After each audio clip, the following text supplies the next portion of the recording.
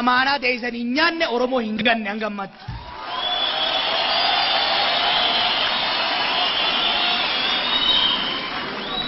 Profeesar, kompiitara kiyya sangamma uumaan balleessine akkuma gaariitti ittiin dalagu jiratti hin beeka.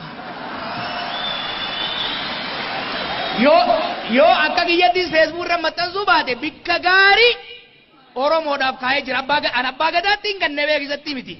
Abbaa Gadaatiis yakkanne. Allammaanii namana amaanaa teessan hangammaa nyaanne gara fuuldurallee nyaanne warri immoo isa afaan qabu barbaadan miliyoonaa isa duuba jira.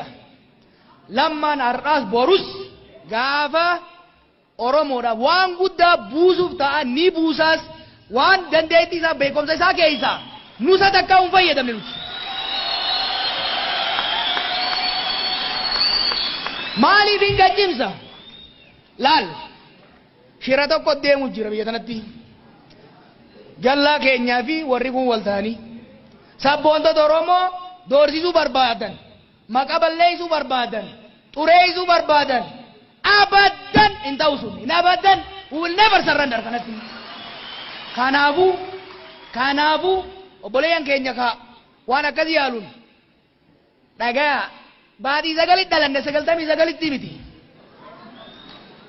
Nuti elemoogiltuuti irraa hafne, Taaddasaa Birruuti irraa hafne, Baarootumsaati irraa hafne. Duuti isaan fudhatte nu bika geessinu hin qabdu. Yoo dhumne isaanuma jannatatti dabalamna malee Oromoo hin gannu, hin gurgurru jechuudha.